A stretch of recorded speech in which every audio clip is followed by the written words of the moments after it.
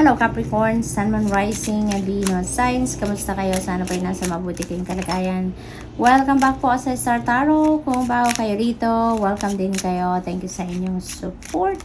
I truly appreciate it. God bless you all. Tignan natin ang mga mensahe ninyo for today.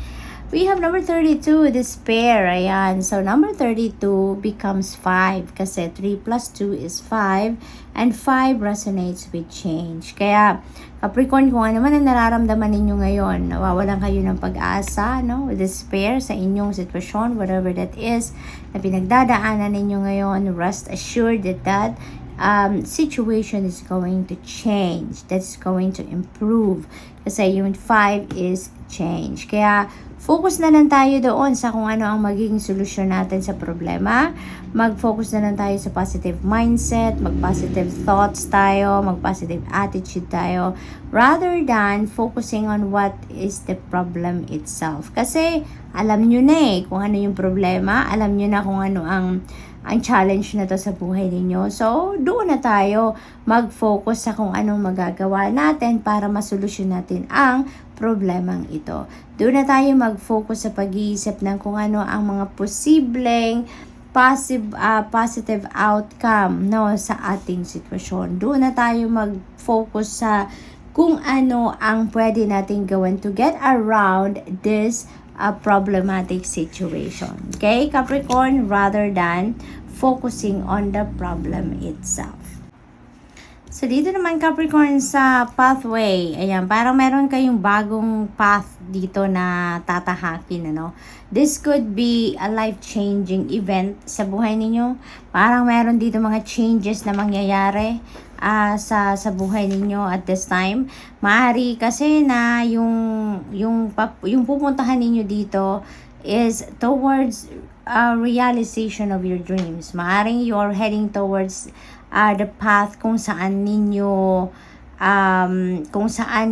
matutupad na yung mga pangarap ninyo, kung papaano ninyo maisa sa katuparan kumbaga ang mga pangarap ninyo, mga heart's desires ninyo, mga goals ninyo, yung mga gano'n. Parang you're going to take those practical steps na sa ngayon para ma-achieve or ma-accomplish ninyo kung ano man yung gusto ninyo talagang ma-accomplish or ma-achieve sa buhay ninyo. Yung parang ganon. So, maaaring pinag-iisipan ninyo mabuti yan, pinagdidiskartehan ninyo, or maaaring matagal na ninyong pinagplanuhan yan. Maaaring nag-strategize na talaga kayo dyan, pinag-isipan ninyong mabuti, planned out na, well planned out na siguro kung paano ninyo yung gagawin. Kaya, maaring talagang on the go na kayo sa ngayon, no? Wala nang makakapigil sa inyo, wala nang kulang, maaring ganon, maaring napag-isipan nyo na talaga't pinaghandaan na ang lahat-lahat.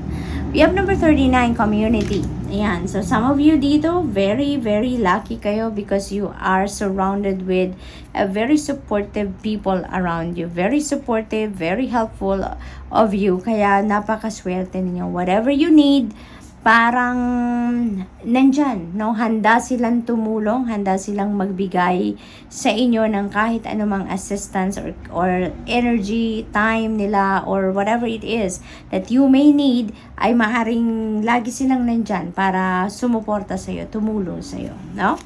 So, what else? We have number 26, Capricorn, napakaganda. Great fortune is on your side. Kaya, ang swerte-swerte ninyo sa ngayon, lalo-lalo na pagdating sa kaperahan.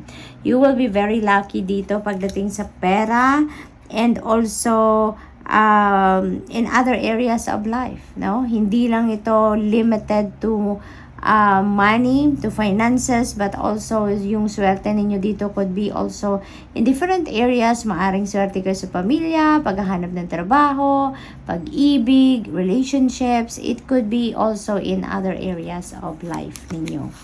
We have number 18, child. Ayan. Some of you are welcoming a new baby. That could be a baby girl or a baby boy, depende sa inyong sitwasyon. And Capricorn, maaring siguro kayo yung buntis ngayon or manganganak na kayo or maybe yung person ninyo, posible din nakapamilya ninyo ito or kaibigan ang mag-welcome ng bagong baby. Maaaring ganun din ang sitwasyon dyan. Posible din, Capricorn, na mga bagong chapter ito sa buhay ninyo na parating or papasok sa buhay ninyo. Maaaring meron kayong mga sisimulang bagong endeavor, bagong trabaho, karera, mga ganon, no? Maaaring may mga ganon sitwasyon kayo. Dito sa pathway kasi, you're heading towards something new talaga, no? Kaya maaaring related ang energy na to. And kung saan man kayo papunta dito, ano man ang binabalak ninyong gawin or ano man ang gagawin ninyo dito, it feels like with the community energy dito, you are getting the support of the people around you dito para matulungan kayo, makarating kayo sa kung saan man kayo dito patungo. So, good luck po. And that's all I have for you for today. Thank you for watching. Love and light. Namaste. Hello Virgo, Sun, Moon, Rising, and Venus signs. Kamusta kayo? Sana po nasa mabuti kayong kalagayan. Welcome back po sa Star Tarot. Kung bago kayo dito, welcome din kayo. Thank you sa inyong support. I truly appreciate it. God bless you all. Po na mensahe ni Virgo, male, female, maaring kayo to Virgo, or maybe you are dealing with another female or a female around this time. Unexpected income, napakaganda. Meron kayo ditong parating na pera, no?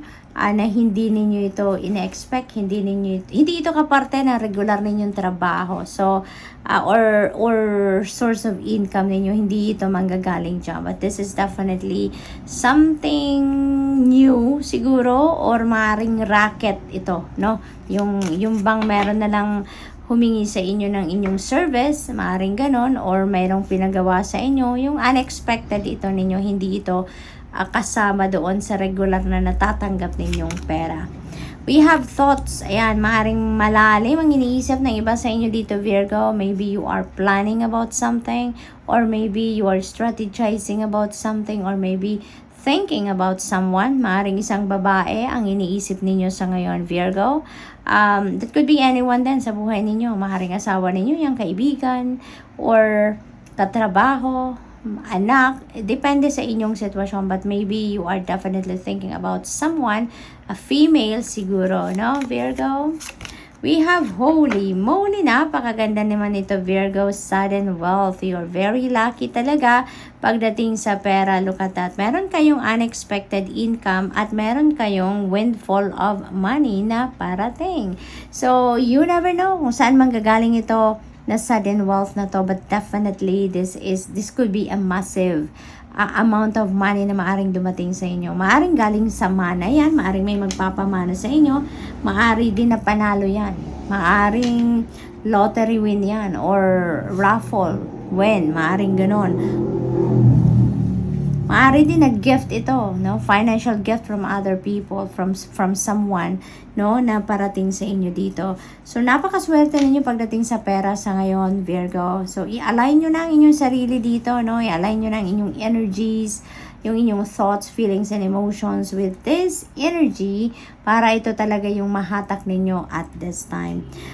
This is also synchronicity right here, Virgo. Master number 11 is a very powerful number that is highly spiritual also. So I suggest please look up for the meaning of Master number 11 for more guidance.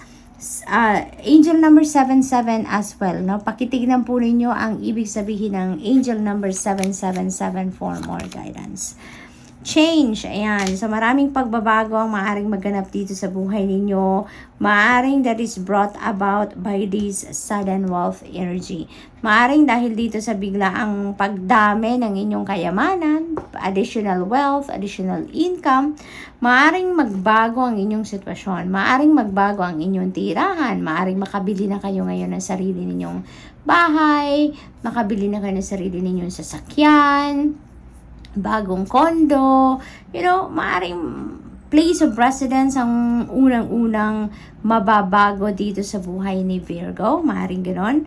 Maaring mag-travel ang iba sa inyo dito. Maaring mag-migrate na sa ibang bansa ang iba sa inyo dito. This could also be a change of trabaho, employer. Maaring ganon. Maaring din na change of ito, Virgo. Maaring change of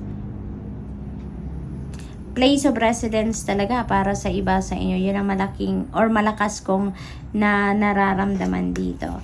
So, what else? We have number 12, Privileged Lady. Beautiful energy. Kasi si Privileged Lady, Virgo, is a very abundant and prosperous energy. Okay? Talagang may swerte kayo sa pera dito, trabaho, karera, no?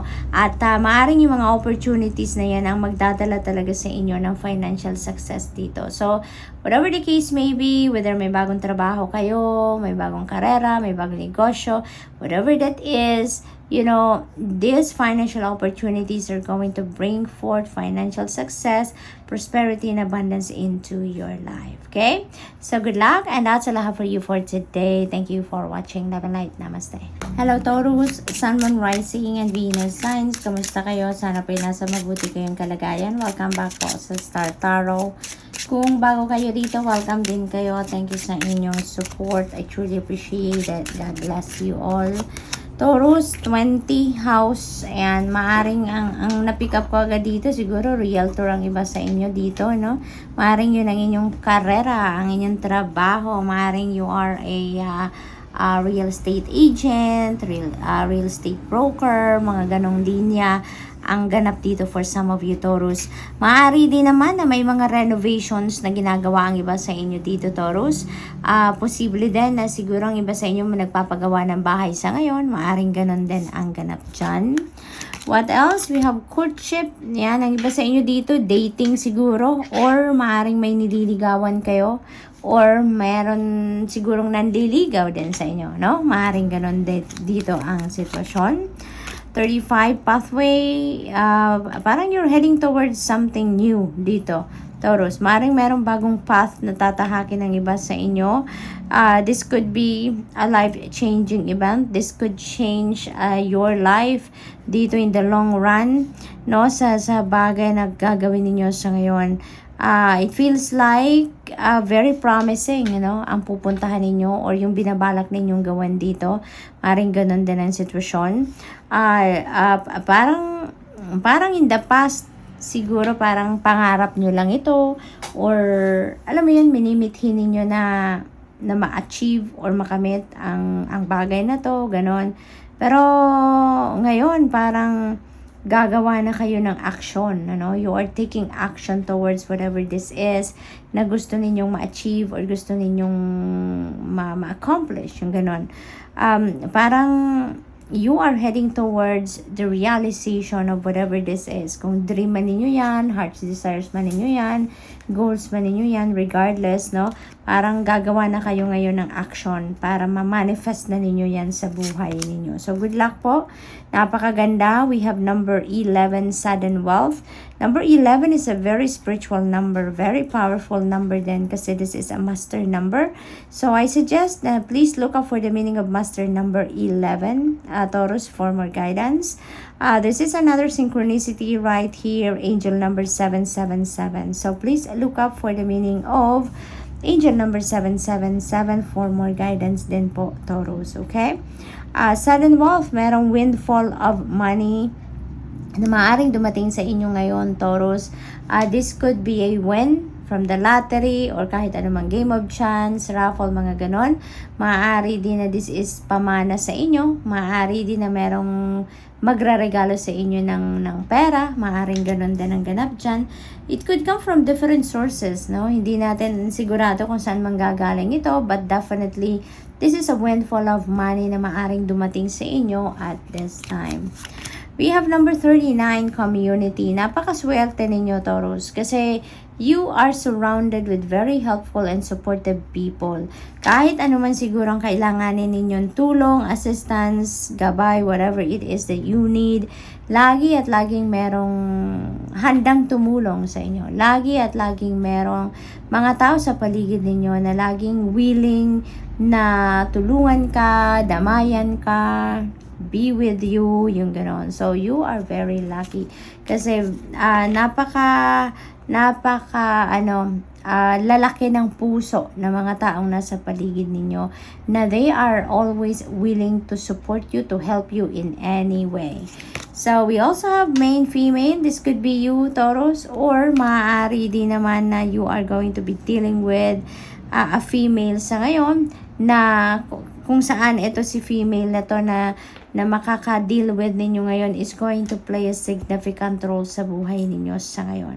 Maaring isa siya doon sa supportive people, no? Na nandyan sa paligid ninyo, maaring kaibigan ninyo to, maaring katrabaho, kaopisina, kapitbahay, maaari din na si female na to is going to be very supportive of you dito sa bagong pathway na pupuntahan ninyo or tatahakin ninyo, no? So, good luck, and that's all I have for you for today. Thank you for watching. Love and light. Namaste.